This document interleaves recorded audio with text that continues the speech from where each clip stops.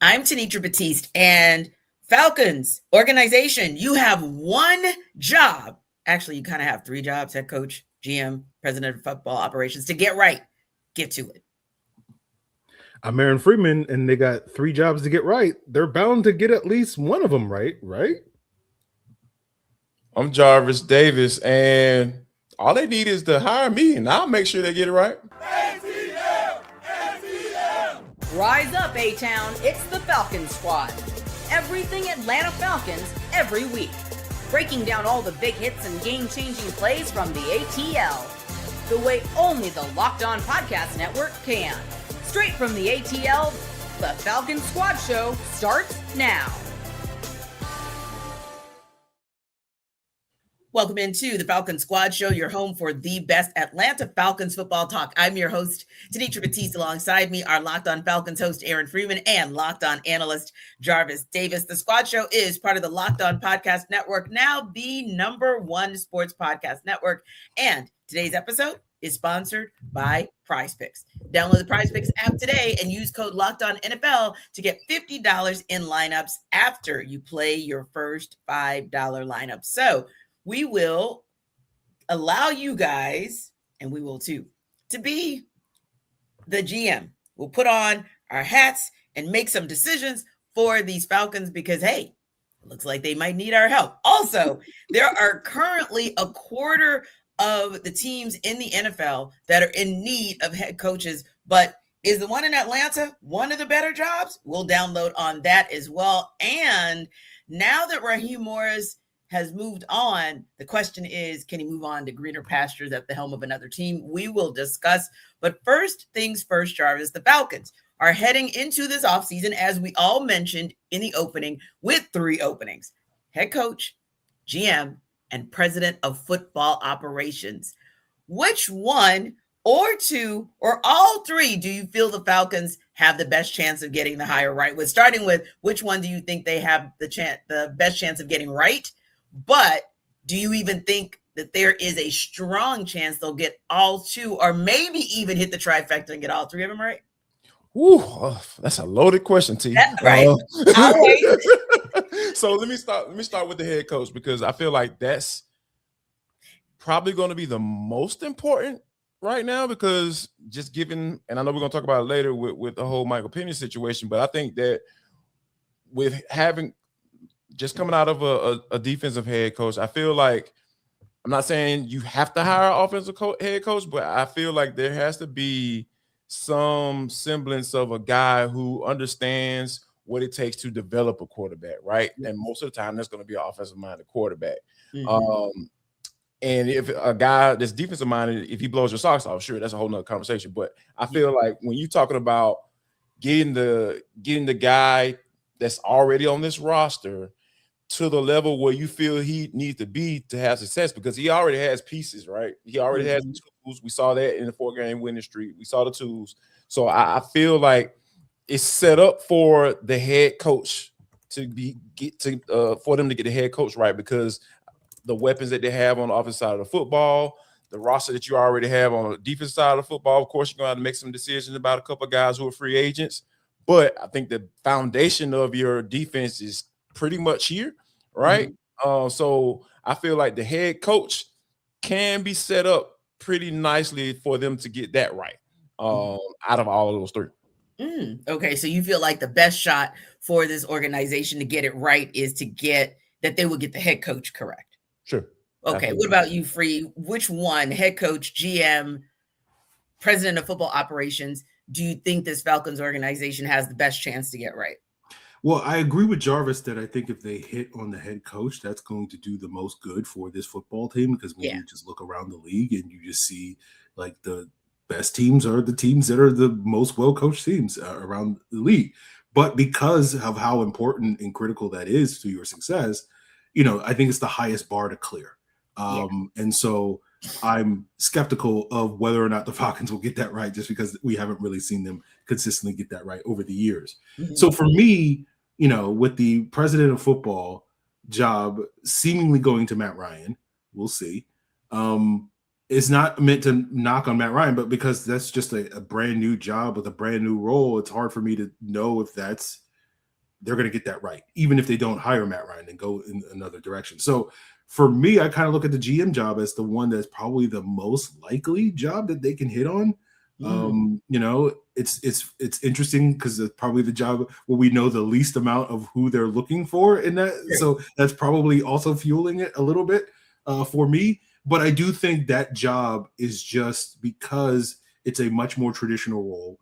It doesn't have sort of as much pressure to get everything right, particularly on Sunday, those 17 Sundays a year.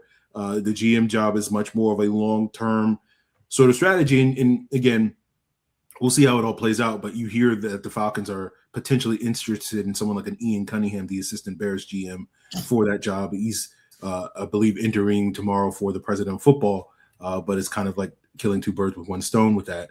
And he comes from that background of like the Ravens and the Eagles, which is I've termed it on Locked On Falcons is much more of a data-driven process when it comes to the draft, which is we're going to trade back, we're going to accumulate assets. We believe that our success drafting, in Baltimore and Philadelphia is based off of getting more swings of the bat than necessarily having that more conviction-based approach that Terry Fontenot had, which is we believe that we know how to get the right players. And at times, Terry and them were right when it came to that stuff, Bijan Robinson, James Pierce, et cetera. And at other times, you can question whether or not they had the right conviction with certain players and whatnot. So, I think that role, because if you can just kind of do the opposite of what Terry Fontenot winds up doing, I think that's more likely for the Falcons to get that right this time around. So I think the GM job is probably the role that I feel like probably has a lower bar to clear, but also I think is much easier to clear given the potential quality of candidates out there. Yeah. So Jarvis, let me ask you this. We're saying that you believe that the Falcons have the best shot of getting the head coach right. Aaron believes that the Falcons have the best shot of getting the GM right. But I think it's probably the most important for them to get that president of football operations right, if that's where the final decision-making rests amongst that triumvirate once it's all said and done, right? And so it's interesting that we all three think maybe slightly differently about where they have their best shot of getting it right, or maybe where they need to get it right. But let me ask you this. When you look at those three positions and you look at the success rate, we'll call it, of this Falcons organization, even before president of football operations existed, is there anything that makes you believe that this is the time, this is the round, this is the moment that the Falcons are at least going to get 2 out of 3 right, if not all 3? Because really and truly, I think you're at a point and place in this franchise where you really need to hit on all 3. Yeah. I'm encouraged simply because of the structure, right? Because I look at how they've been operating, and all of the guys or the head coach and the general manager report to Arthur, and they let him know how they see things and how they see how things go, and he tell them why things went a certain way and all that stuff, right? Mm-hmm. He can take all that information in and then make a decision. Sure, that's cool. But now you have a football guy, a guy who can understand that language, a guy who can call out, yeah, that's BS. No, that wasn't right. When you say something that's, that's red flaggish, he can call that stuff out. He can say, man, no, that's not right. Why would you do that way? And I think that when you have a football guy in the position to evaluate what your head coach and general manager are doing as a tandem, and he can compartmentalize what those guys are doing as well and say, all right, Rob, the game management, all that stuff was crap.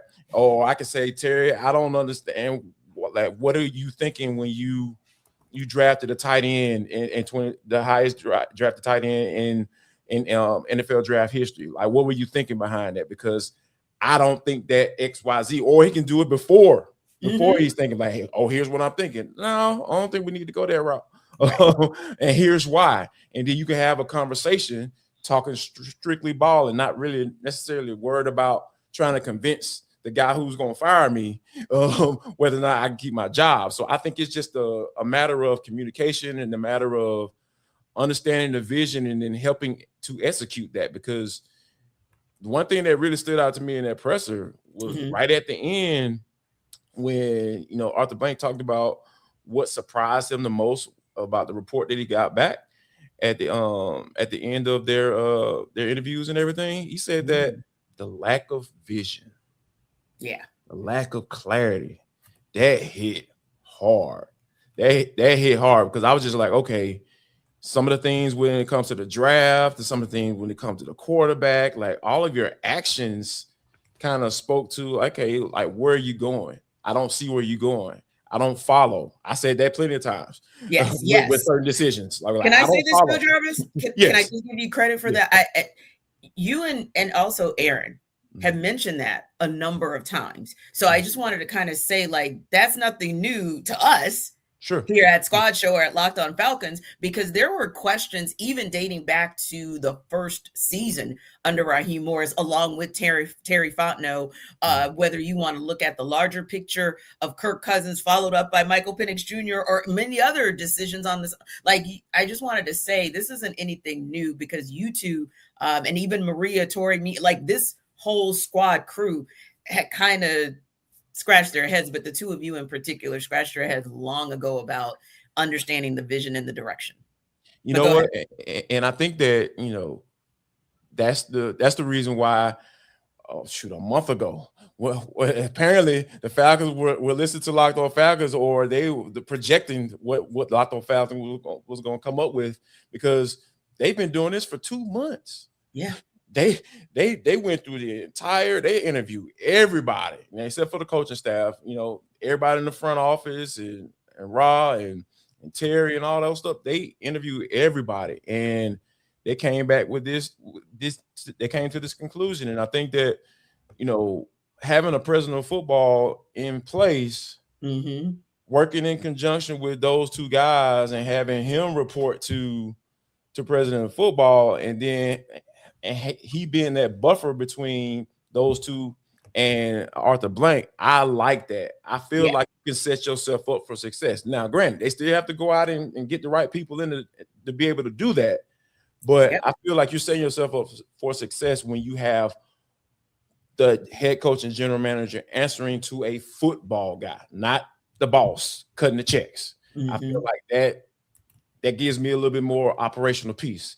We're going to still continue to use that phrase because I like that. I like Ra's thinking when it comes to the whole operational piece. So there's operational piece, at least from a structure standpoint at this moment.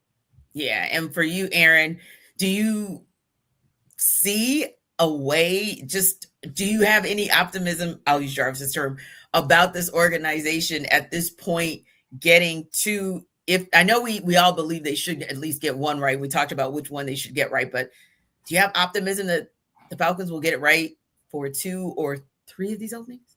I mean, people know I'm never optimistic about the Atlanta Falcons. I'm not going to sit here and lie to folks and tell you that I'm optimistic about the Atlanta Falcons.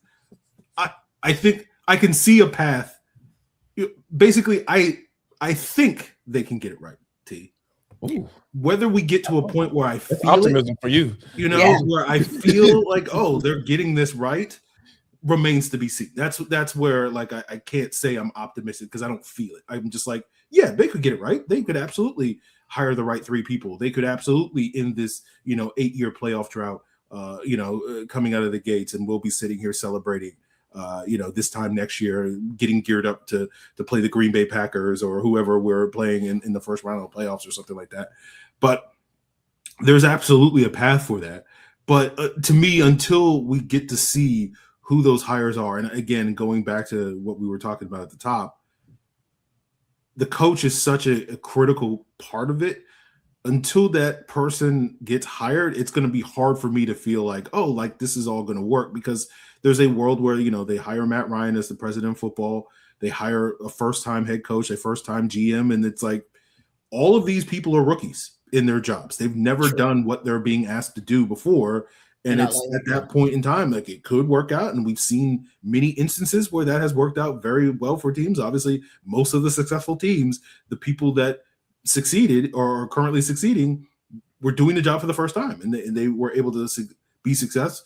The Falcons could go the retread route, right? Where it's like, oh, well, we got this new president of football, but we definitely want to hire an experienced coach, an experienced GM. And, that gives you a little bit more confidence that those guys can do the job because they've done it before, but it doesn't guarantee that they're going to do the job well. There's a reason why people are out of jobs and get that second opportunity because they didn't quite do the job correctly the first time, or at least when you talk about, say, a John Harbaugh at the end, things didn't go quite the way that organization wanted it to go. And sort of, you hire John Harbaugh, just to use him as an example, like the assumption is going to be, oh, he's going to give us what he gave the Ravens for those first, 5 seasons where they made the playoffs every single year and ultimately culminated in them winning the Super Bowl. But it could also be a situation where it's like the last 5 years of the Ravens where they make the playoffs, but they don't win the Super Bowl. So we'll see on that front. So that's where my skepticism is rooted, where it's just like it's hard for me to be optimistic until we get all 3 of those people standing in front of a camera being introduced by the team and Arthur Blank and whatnot. And we're like, yeah, I get the vision now, right? That was a big part of Arthur Blank's press conference, having that vision. Until we get that vision, it's going to be hard for me to be optimistic at this point in time. But certainly a week, 2, 3 weeks from now, I could get there. Yeah, absolutely. So let's talk about this. Let's hold our thought on this, but definitely something that's worth talking about. And that is something that happened a couple of months ago, that started a couple of months ago, that now that we know about it, really probably gave the tea leaves of what was going to happen. We will take that under further review.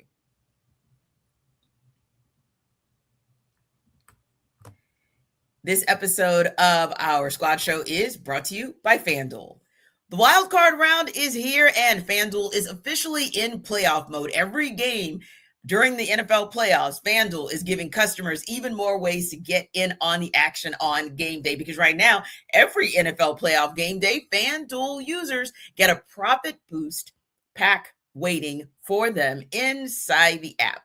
Each game day, you'll see a pack loaded with multiple profit boosts you can apply to the bets you like most. Open your profit boost pack first thing on game day and see what boost you want to apply. The boosts let you lean into your game day instincts, whether you're backing momentum, defense, quarterback play, or coaching. The boosts give you more juice on the bets you already like instead of forcing you to bet something new. And every player feels bigger, and the boosts make your bets feel that way too. So you make your picks, then apply your profit boosts to go after even bigger payouts while the playoffs get rolling. So visit FanDuel, an official sportsbook partner of the NFL, and grab your profit boost pack every NFL playoff game day.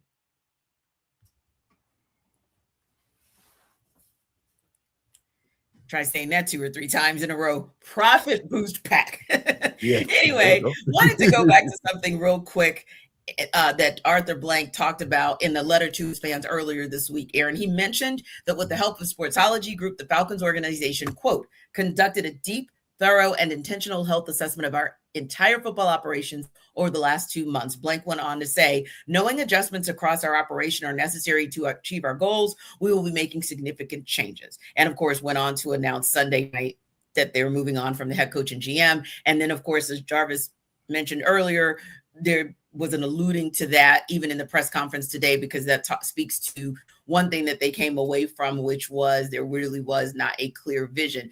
But when you think about the fact that Blank hired firms a couple of months ago, 2 months ago, before the season was over, to evaluate the health of the organization, do you think it was kind of a done deal to move on from Terry Fontenot and Raheem Morris long before Sunday night?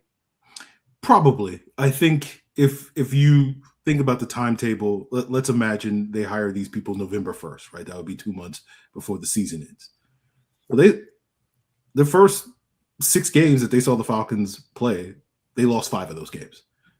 So at that point in time, you're like, yeah, I don't think this is going to work, right? Like if you go into a building and you watch them lose 83% of their games, right, to start it off, you're probably not going to have a very positive first impression of the people that are running the business. And even though you get that sort of late season turnaround, they win the last 4 games in December, it's probably they had to dig themselves out of the hole, and they had dug themselves too deep a hole, I think, with some of those losses that we saw during that stretch to really dig themselves out of. And so because I think we expected Arthur Blank to be kind of the final decision maker, we gave Raheem and Terry much greater shot of being able to dig themselves out of the hole, because we know Arthur Blank has that sort of affinity for those people and wants to see them succeed. And we know he has shown in the past loyalty to these coaches with late season runs. So I think we gave it, myself included, more of a shot that they were going to keep the job at the end of the season based off of how they finish. But I think when you have that outside organization who has doesn't have that connection, and probably, as we have seen over the last couple of years, much to the chagrin of Falcon fans and media everywhere, like, the Falcons have not been a team that has been held up as like, oh, this is a perfectly one organization, that every time you hear NFL executives and NFL analysts and whatnot talk about the various moves that they have been making, they're always scratching their head and being like, they're doing weird stuff over there in Atlanta. And so when you have an organization coming outside the organization that probably thinks more like that than necessarily we believe in our guys, when you go out there and you lose the games that they were losing in the month of November and the beginning of December, it probably was a done deal. And in hindsight, that becomes a little bit more obvious than maybe it seemed in the moment when we didn't quite know all the machinations going on behind the scenes. Yeah. And I would say too, Aaron, to that point, it's just one of those things where it's that primacy effect versus recency effect. And most of the time when you are in corporate America and consulting firms come in, they're coming in to clean house, and you have to do something overarching to make them say, oh no, we shouldn't clean house. So if you come through the doors and it's loss after loss after loss after loss, you kind of already are playing into the mindset that they're walking into the door with, which is that they think, hey, I'm supposed to be here to confirm that house needs to be cleaned. Tell me something or do something that makes me think otherwise. So you're right. Knowing now that they were in place 2 months ago, it doesn't kind of really matter what happened on the back half of the 2 months, because the front half of the 2 months seems to have already done them in, Terry Fontenot and Raheem Morris. But for you, Jarvis, does that kind of indicate to you as well? Like, we got the notification Sunday night that the organization was moving on, but this was probably a done deal several weeks before. Yes, I think that was the case. And to be honest with you, just from a human perspective, like, they got to be rough. You're like, you got these people who you have no idea who they are. You don't know what their angles are. And like Free said, they're coming in to clean house. Like, that's a fair assumption. So, we know Terry and Rob are some intelligent guys. They understand it. They wouldn't be in those positions if they weren't, regardless of how you feel about the level of where they are as far as how good they are at their jobs. Like those, I'm sure they understand.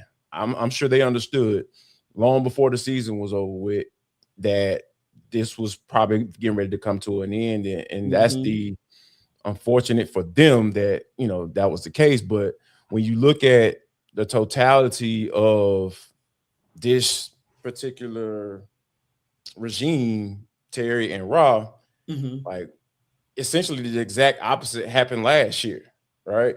You were 6-3 at the top of the division. You swept the doggone the reigning divisional champs and the Buccaneers, and you just chopped it up to Kirk having some bad games, and you didn't dare to dig at all until it was pretty much a wrap for the season, and you depended on a rookie quarterback to try to come in and save the day.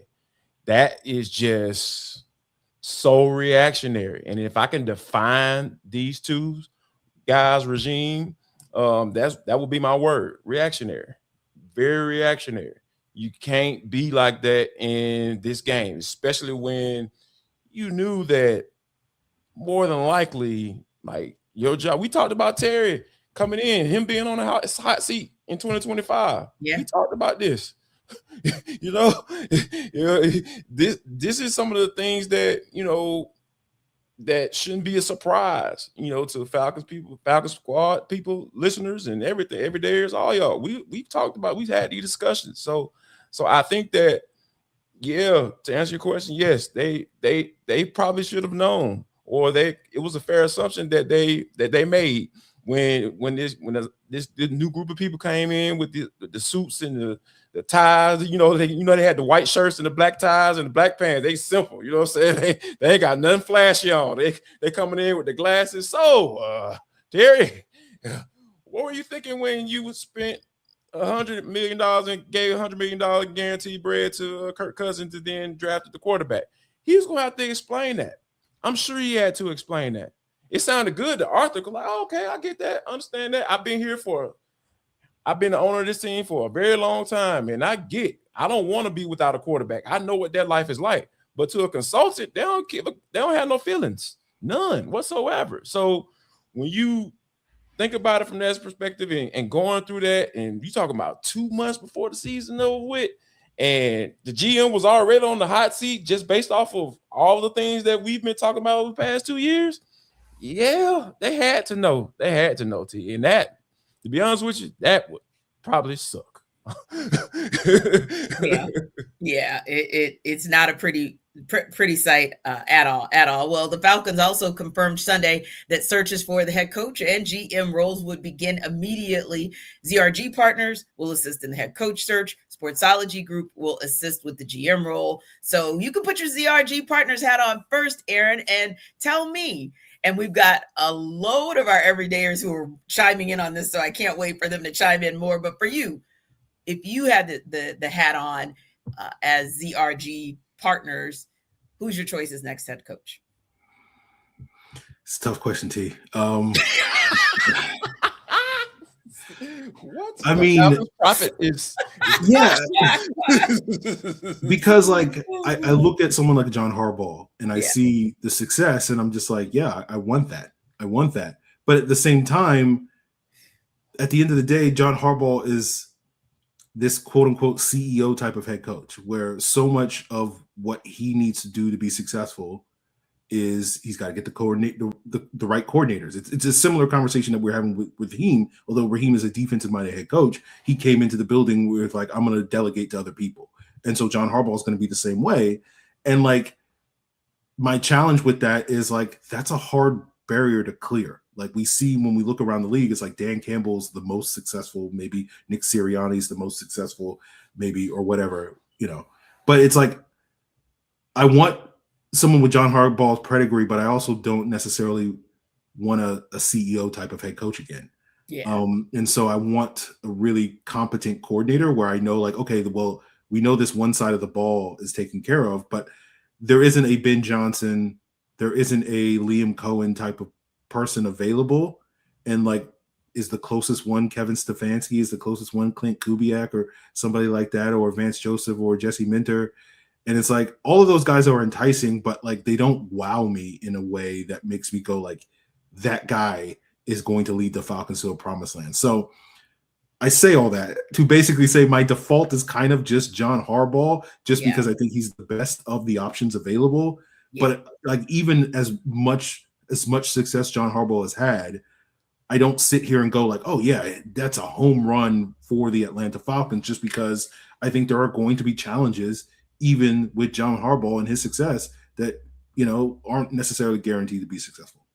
Yeah, because the toughest part is looking at some of the reports that have come out earlier this week about why the Ravens, or really their owner, Steve Bisciotti, decided to part ways. And it was because they couldn't decide on kind of how to proceed. Like, what was his game plan, John Harbaugh's game plan to reset the Ravens organization. And they really couldn't agree on where Todd Monken's place was in it all, and the Lamar Jackson and Todd Monken kind of disconnect, if you will, and how do you get that on track or get it back on track or what have you. So yeah, those are sort of some questions that you would have about John Harbaugh and whether or not he would bring to the table sort of the right people to be able to get this quarterback potentially on track, and this organization on track from the sideline. So yeah, not easy. And then, like you said, with the Clint Kubiak, probably for me, it's the pedigree that like his pedigree is starting to show itself in a good way, kind of like Kyle Shanahan, right? And so that's probably why I would lean towards him, because if Kyle Shanahan gave you just a little bit of what Mike Shanahan did and did, 49ers are going to be set for a minute. And then you think about Clint Kubiak, could he do what Gary was able to do pedigree wise? And he's starting to kind of show that he's got the ability and the potential to do it. But for you, Jarvis, you look across the space and you've got these hot candidates, so to speak, these hot coordinators, but then you have one or two coaches. And I'm going to throw a crazy one out at you guys before we wrap up, but we have one or two coaches that have been in the carousel before. They've been there, done that, and had success. Who would your guy be? I don't know. I'm kind of like Aaron. I don't necessarily have a guy, but I have a couple of guys that I'm intrigued by. And I'm actually kind of surprised at myself about one of them. The one that I'm actually intrigued by the most, and I probably might regret this, but I'm just go ahead and say it. This is Mike McCarthy. Here's why. I'm okay. The man went 12-5, 12-5, 12-5, and then 7-10. Sure, that last doggone year. Yep, you have to take that into consideration. What happened, all that stuff. Without doing too much digging and just really just taking an assessment of how that organization has been run for quite some time, it was Gerald's fault. It was Gerald's fault. He's meddling. He wanted to do too much, dog. He wants to do too much. He wants to be involved. He wants to get all the credit. All that, man. Let Mike McCarthy cook, man. Like that's how I am with it. And you know what? And I'll take it a step further, T. You know, not only Mike McCarthy as the head coach, how about this?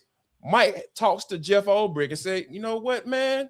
Let's have a conversation. I want to talk to you. I want to see where you are. You know what I mean? And Jeff stays on staff. You know who else I wouldn't mind staying on staff? Dwayne Lefford. Yes. You know what I mean? Like one of the best offensive line position coaches in the league. Hands down. I'll go to bat for him because I've seen it up close. I've seen how he's been able to work and how he's been able to develop guys and taking a low-level, center and the team entrusted him that, hey, this guy can be our starter. You don't have to pay Drew Dalman all that doggone money. Just trust in me, and I'll be able to bring him up to the level where he's actually sufficient in that particular role. So, yeah, that's where I am with as far as not necessarily my guy. I know it sounded like it, but he's the guy that I'm most intrigued by because of the success he's already had as a head coach, because I don't gravitate towards retreads, but I think Mike McCarthy might be a guy that you want to, as Arthur Blank would say, spend some time with and see if he's interested in taking the job. Yeah. And I would say this, I think it'll be intriguing as well come Tuesday, because this is the year where, of course, we have a Monday night wild card football game. So Tuesday, you may have some other opportunities based on how things play out across the wild card weekend. Just saying. Yeah, we want to talk about this. I know where you're going, T. I smell you, T. So Jarvis, you want to hold him off until after break and after break. Yeah, because Aaron started smiling too, and so maybe I kind of like brought something up there that you guys might want to chat about, because I don't think necessarily that the future head coach for the Atlanta Falcons is a guy that is quote unquote currently available. But come Monday night around 11:17, we might be having a different conversation. Just saying. We'll talk about that on the other side.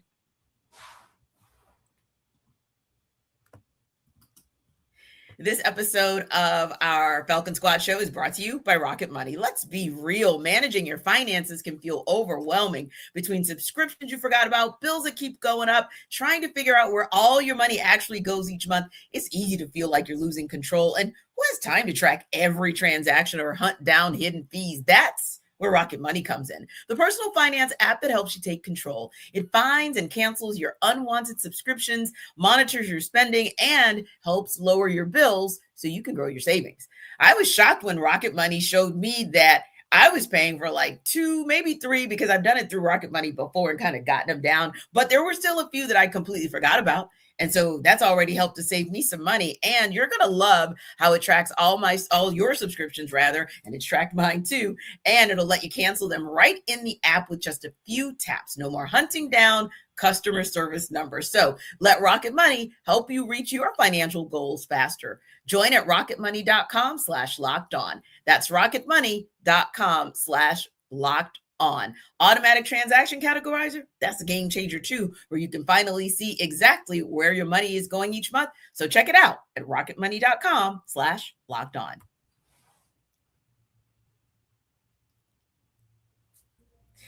Hey guys, we are now joined as well by our sports anchor and reporter from 11 Alive, our girl Maria Martin. What's up?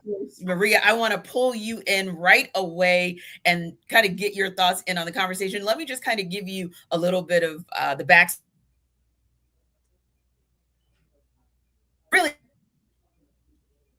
operations hats on, right? Because there will be a need to hire a head coach and a general manager. So the question was, if you were putting on your hat, your ZRG Partners hat, because of course they'll be in lockstep in hiring that head coach, who would you hire? But let me give you a caveat, Maria, that'll open it up for you. And then I'm going to open it back up for the guys. Don't just think about the coaches and the coordinators who are hot ticket items right now who are available. We got a wild card weekend coming up.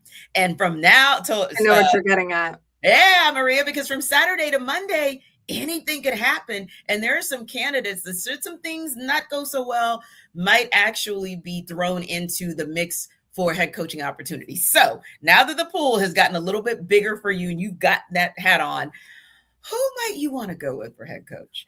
I'm picking up what you're putting down. You're talking about LaFleur, whether or not the Packers would get rid of him. Not just, but go ahead.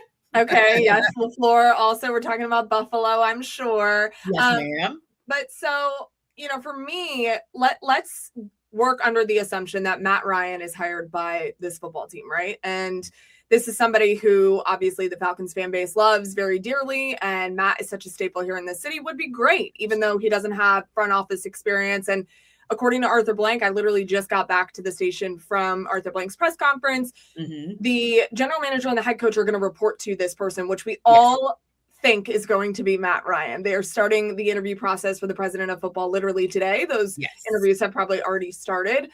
So let's work under the assumption that Matt gets hired, okay, for hypothetical situations. And I say this because I think that has a direct impact and effect. It obviously does, but more than the way you just naturally think, okay, that's going to make an impact on who gets hired as the head coach. The reason why is that if they hire a first-time general manager, a first-time president of football role created essentially for what I believe is Matt Ryan, and then you go and you look at the head coach, you need someone with significant head coaching experience, period. And I know that Clint Kubiak is very exciting. And I do believe that Clint is probably going to be one of those guys that we're talking about a couple years down the line. He is a great offensive mind. He's the next great genius head coach, all these things. Remember the coaching cycle a couple years ago when we had all these young offensive minded guys, and the Falcons obviously missed out on all of those opportunities and hired Raheem Morris instead, which it is what it is at this point.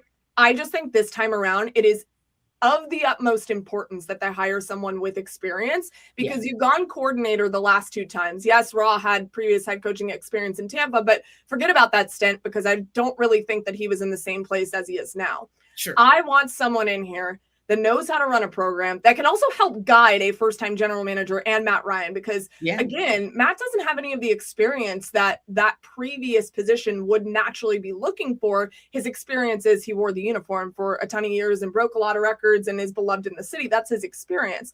And look, Matt is an incredibly smart guy. I said it on our streaming show on 11 Alive the other day. Went to Boston College. He's incredibly cerebral. He's someone that can learn very quickly. He's still going to need the guidance of someone who's been around front offices and been in those situations for years and years and years. And so to me, it's paramount. And then to the second part of that, what's even more important to me right now is they get an offensive-minded coach in there to lead this team. I mean, point blank period. I need an offensive-minded coach. And we all know Raw didn't work for a bunch of different reasons, but they're at the point now where you're looking around at to Terry Fontenot's credit, what they've built on this offense. And you're saying, okay, yes, it's a little bit of a caveat and a weird year with the quarterback situation. You get the right head coach in here that knows how to work with this offense. The sky's the limit. The offense has fell so short of expectations the last 2 years with Zach Robinson, and Raheem Morris did not have as much influence on the offensive side of the ball as I would like the next head coach to. So for me, it's a head coach with a ton of experience and a head coach with offensive prowess. Those are my two requirements for the next head coach. And I think there's not a lot, but I think there's at least decent options out there right now. And then, of course, John Harbaugh, everyone is saying, why wouldn't he come to Atlanta?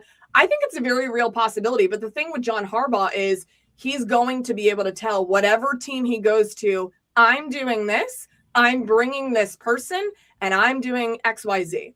And so the Falcons are going to have to want to sign off on all of that stuff. And they're going to have a lot of competition as well. So I can't give you an exact name right now, just because, as you're mentioning, T, there are some other names that could filter into this coaching cycle. So I think the most important thing right now is getting that president of football established and then working from there, because I do believe that Mike McDaniel getting fired is the first of a bunch of different trickle moves by these head coaching vacancies that we will see, I think, a few more of. It's just never ending. It's bizarre.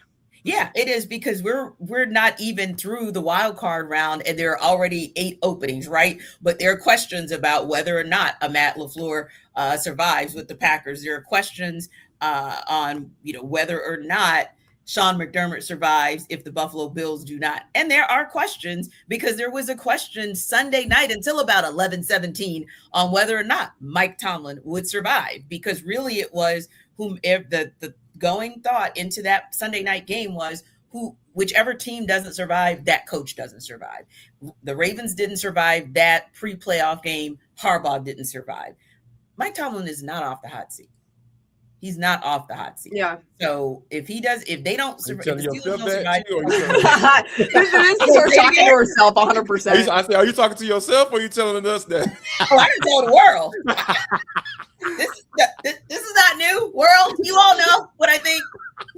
What do you want to happen, T? That's what I was going to say, Maria. But here's the thing. If I can be honest, and then I'm going to throw it back to you guys, because I want to give Jarvis and Aaron a chance to chime in as well on that pool of candidates that we just mentioned that may come up as a result of the results of Wild Card Sunday. But if I may be just 100% serious about Mike Tomlin, I do think that if the Steelers don't beat the Texans this weekend, it's going to be a mutual parting of ways. Like, I was shocked that John Harbaugh got fired, to be honest with you. I thought that was going to be that quote unquote mutual parting, but I feel like this could be that moment at which time Mike Tomlin ends up parting ways with the Steelers, but gets a job pretty much the next day, a la Tony Dungy, who I know got fired by the Bucs, but a la Tony Dungy or a la Andy Reid. So follow me real quick on this one. I think that there does come a time where even a Super Bowl caliber, Hall of Fame caliber coach has just gone as far as he can go with an organization.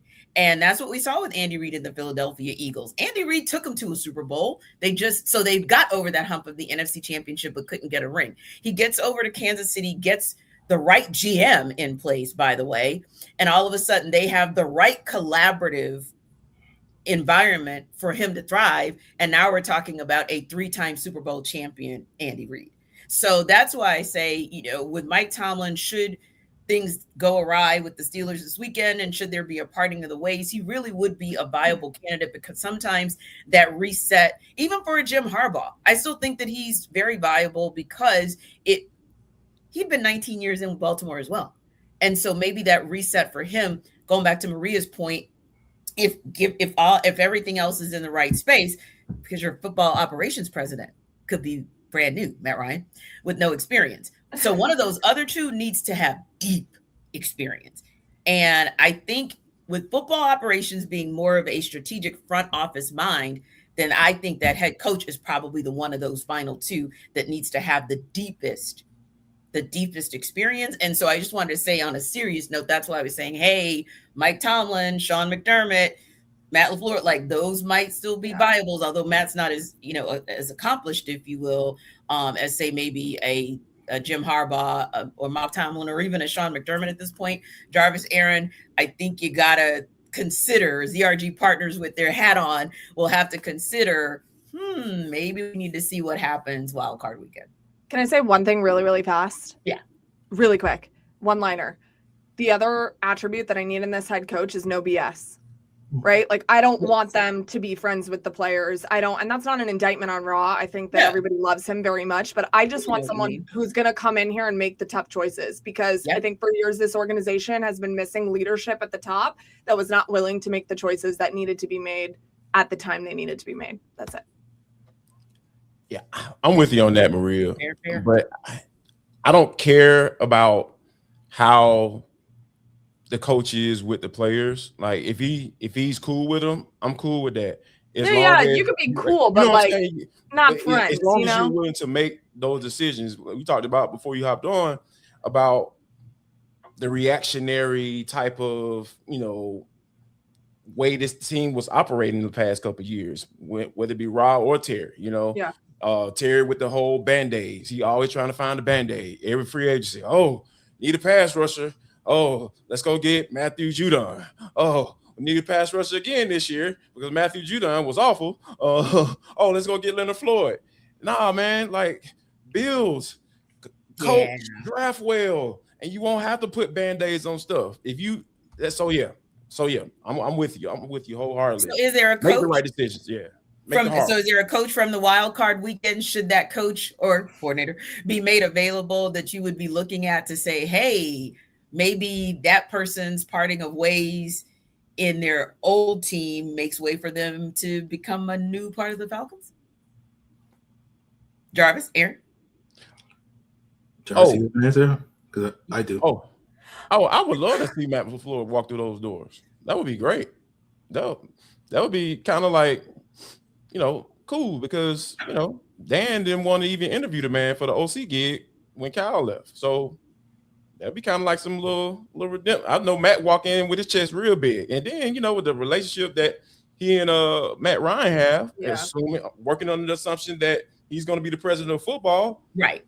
Football is all about relationships. I know people don't like to hear it, but this is what it is. You hire the people that you know. And I'm sure Matt and Matt will have a really good relationship. And if he were to lose his job, I would not be surprised at all that Matt pushes pounds of table for Matt LaFleur to come in here and to be the guy. That's a good call. What about you, Free? Yeah, I'm in a similar mindset because I have an affinity similar to what Maria says I would prefer an offensive-minded coach, because if you hit on that guy, you get a lot of stability, as we have seen. I believe I saw someone say that the last 6 Super Bowl winning coaches have been offensive-minded play callers and whatnot. I think that gives you a big leg up. And as Jarvis mentioned, that relationship that Matt Ryan has with him, that seems like it would be synergy there. So of that trio, Matt LaFleur, I think, is the most intriguing, but I also kind of think that he's probably the least likely of that trio to become available, just because I feel like a lot of all the stuff is really just like finagling for a contract extension. But we'll see. We'll see how that all plays out over the weekend. Indeed. Well, you can keep your GM hats on or your president of football ops hats on, because, hey, there's a choice to make for a GM. We'll unpack that next up. This episode of our Falcon Squad Show is brought to you by Ultimate QB. Hey, guys, the draft picks positions are set, and so many teams are looking for their franchise QB. Ever wish to become a pro QB, getting drafted first overall? Raiders, you listening? Well, now you can. There's a mobile game just for you called Ultimate QB Football Legend. In this game, you step into the cleats of a number 1 draft pick quarterback, and it's your job to lead your team to greatness to help turn a failing franchise into a dynasty. This is the number 1 QB career mode game on the mobile app stores, and it introduces the most realistic environment with full career control. Sign contracts, train and upgrade yourself, build chemistry and evolve your teammates, give input to your GM on roster moves, play the actual games in 2D, and rise through the ranks to become a pro football legend. You'll deal with the ups and downs of a QB career, from rookie nerves to playoff drama, and every choice shapes your journey.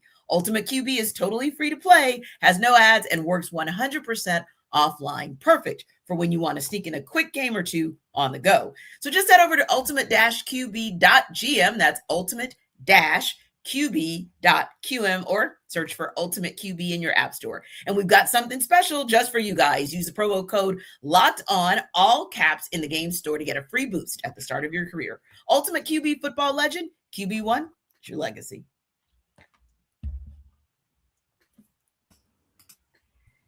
GM, it's your legacy too. So Jarvis, now you got to put on your Football of Ops hat over at Sportsology Group hat. Who do you choose for next GM?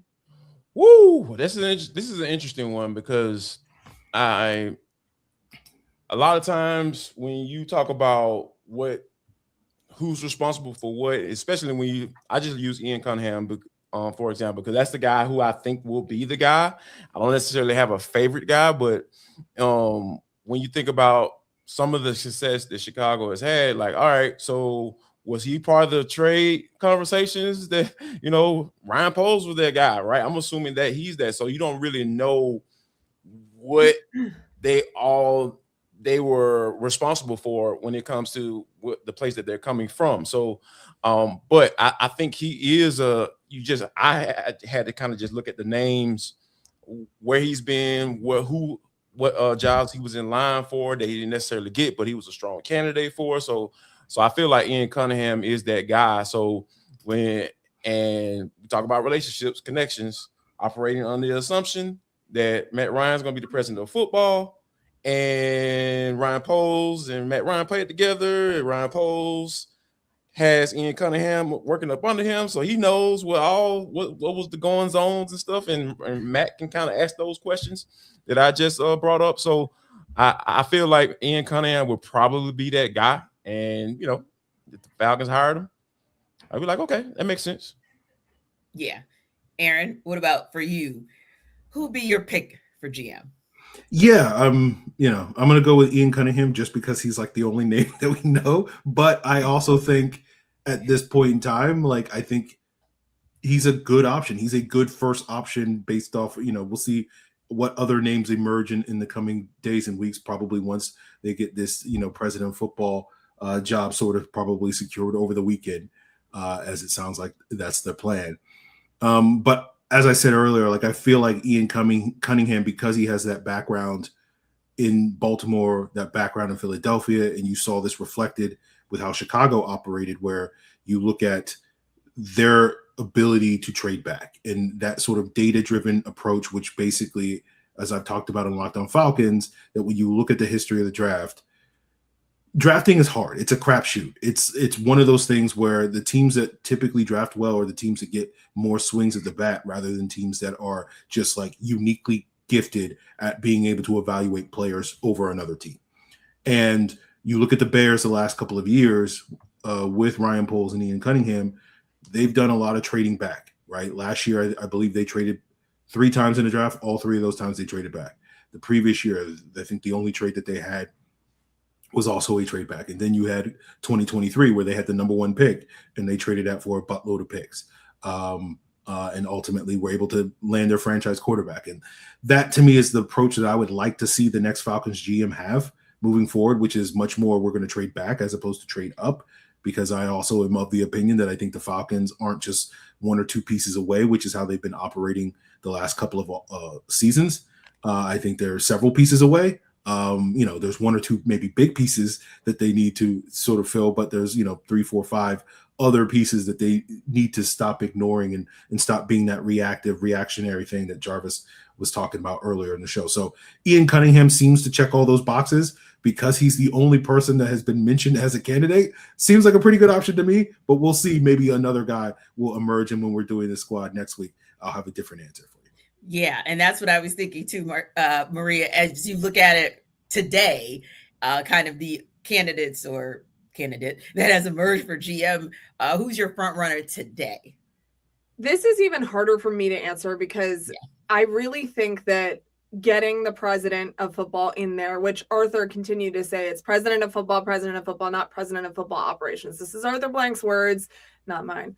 So getting the president of football in there first, I think is very important. And then let's say they all have a collective agreement that there is a veteran head coach that they want to hire. A lot of times, similar to what I said about John Harbaugh, a lot of times these guys that have years and years of NFL head coaching experience have their own idea of who they want to be their general manager. Now, whether or not teams will sign off on bringing both of them with the head coach, that's up to obviously the teams, but that throws a little wrinkle in this general manager spot, because if you're going to go up and coming offensive coordinator or up and coming defensive coordinator, giving them an opportunity to be a head coach for the first time, you have a little bit more leverage on who you're going to hire as your general manager. However, if you do have someone who has a caveat, like who cares about the money if you're Kevin Stefanski and John Harbaugh? What you care about is the people that are leading the team alongside with you. And they may have a strong opinion in that. And so let's say the Falcons are going to die on the hill of, we got to get one of these veteran head coaches. And they may come to them and say, well, guys, there's 7 other openings and they're going to let me take my GM with me. Will you guys do the same? So it's a little bit harder for me to answer just because of that little caveat. Ian Cunningham, obviously the connections, as Jarvis and Aaron had pointed out. Ryan Poles and Matt were not only former teammates, they are best friends. These guys are really, really, really close, right? So I think just knowing that, it is all about relationships. It's all about who you know. Giving Ian Cunningham an opportunity he's been trying to get for years now, has been a finalist, as Jarvis mentioned, for a couple of different general manager openings, just hasn't worked out for Ian to this point. But the only thing that would give you a lot of solace in that, okay, first-time GM in a team that really wants to take the next step, yikes, like, are we going to go through this again in the next 2-3 years?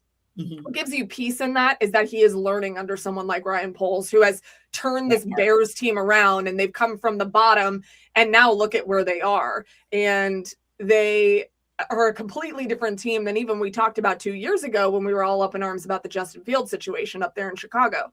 So I think that him being a first-time general manager will work if you have other veterans around him. That's my caveat to that situation with Ian. But I still think it's going to be president of football first, which Arthur pretty much said today that they were going to focus on that first, because if it's a veteran head coach, he might say, I'm not coming to Atlanta unless I'm allowed to bring my guy. And that could very well happen.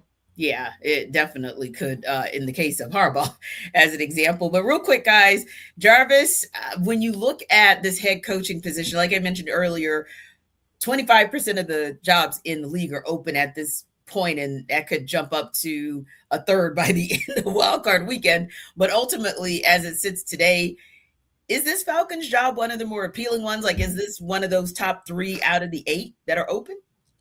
I would say it's probably top 3 for now, right? Because before John Harbaugh got fired, I was like, I would have said that with a lot more confidence. But to me, I think that when you look at the pieces that are on offense, the pieces that are on the defense side of the football, now the salary cap, it's going to have to be some finessing going on, because they already have done what they were supposed to do as far as like setting up for Kirk to be cut once the new league year kicks in. So there's that piece of it, and you have to understand what the time frame in which Michael Penix is going to be healthy. He's not going to be able to work out, when he's going to be ready.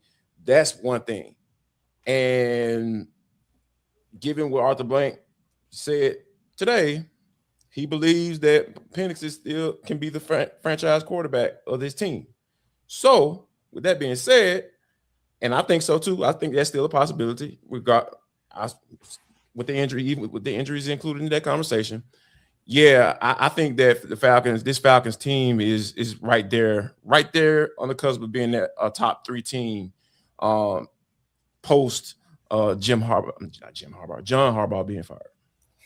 Fair enough. What about you, Free? When you look at the fact that there are 8 head coach openings right now, of course, we put emphasis on right now.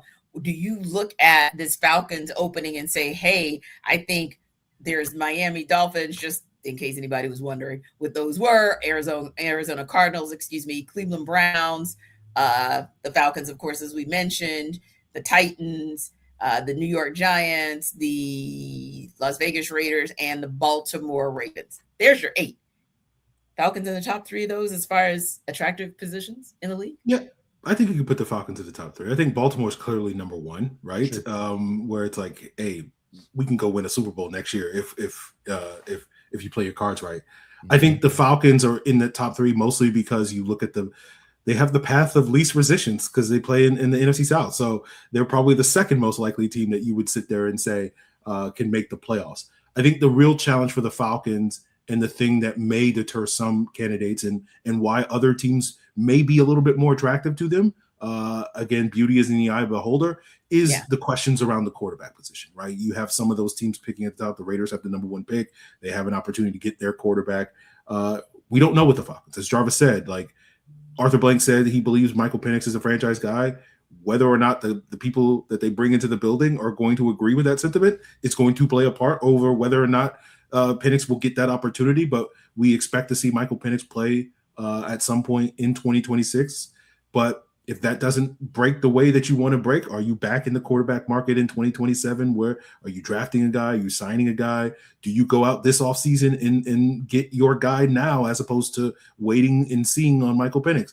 All of those are questions hanging over the organization. And I think that's going to be the one thing that for some candidates, they may be like, look, I need to have a quarterback. We saw this with John Harbaugh's brother, Jim, last year, where it was like, I only got eyes for the LA Chargers because Justin Herbert. And we're talking to the Atlanta Falcons just to get the Chargers to up their offer a little bit.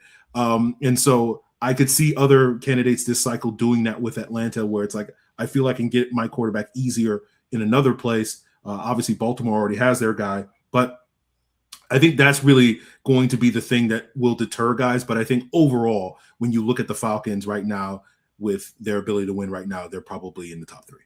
Yeah. And would you say, Maria, that the Falcons are the top 3 in terms of appealing jobs that are open in the NFL right now at head coach? Yeah, there's no doubt that I believe that the Falcons is a very appealing job. I've illustrated that, I think, on social media over the last week that, I think this is a very attractive job for any coach, whether it be an experienced coach or it's obviously an attractive job for someone who wants a first-time head coaching experience. Anyone would take that at that position. But even for these experienced head coaches who will have their options, for a lot of different reasons. Number one, your division is garbage. You're sending an 8-9 team to the playoffs, and you have an opportunity with a very good roster, albeit there are a couple of pieces that, Aaron kind of mentioned as well. You are a little bit further away than you'd like to be, but you're not that far away from making the playoffs. So at least just making the playoffs, you do that in your first or second year here as a head coach, and oh my gosh, this is the greatest hire of all time. This team has not seen the playoffs in 8 straight years. And so for me, I go somewhere where the bar is incredibly low. And if you're a guy, I hate to keep using John Harbaugh as an example, but I'll throw Kevin Stefanski in there too, just for fun. Okay. If you're either one of those guys, and these are just kind of the available seasoned head coaches, if you will, I don't want to throw Mike McDaniel in this for now. So those 2 guys who have had long tenures and long-standing head coaching positions, you see a place like the Atlanta Falcons and you say, all I got to do is make the playoffs with that roster in my first year. Forget about it. I'm in. And that's what I think. Cleveland to the playoffs. And that's what I think. But that's what I think is really going to be important for some of these veteran head coaches too. And yes, you guys are right. I think the quarterback position is sigh, because when Michael Penix Jr. comes back, which it's going to be at some point during the season, a couple games in, obviously. And Arthur Blank isn't going to sit there and tell you the guy that we drafted when we had Kirk Cousins sitting there is not he's never going to say that. He's never going to say this guy is not our franchise quarterback. The belief still has to be there because it was such a high risk decision that if you don't back it at this point, what are we even doing if you're in the front office role? So yeah, I mean, and the hope, even for all of us sitting here, we hope that he works out to be everything that all of us believe. We believed so much in Michael Penix Jr. when he was drafted, still thought that he was the best pick in that year's draft class for quarterbacks. But unfortunately, his middle name has been injuries his entire career. And unfortunately, it happened again for him here. So I think that the right coach will see that as a challenge and not, how can I put this? See it as a challenge, but not a reason not to take the job, right? Not a deal breaker. And especially just the fact that you have so much young talent as a core to this team, the sky's the limit, I think, when you're an experienced head coach. So yeah, I think it's an attractive job. Come on down to Atlanta, make it to the playoffs, make everybody happy, and start taking this team in the right direction. Yeah. And when you look at the top 8 jobs that are open, I'm not sure how you could say that this job wouldn't be in the top 3 all things given. Thanks to our everydayers for making the Falcon Squad Show your first listen of the day. Be sure to stop by Locked On Falcons with your host, Aaron Freeman, as your second listen. The Falcon Squad Show and Locked On Falcons are part of the Locked On Podcast Network every day. We're your team. See you next time.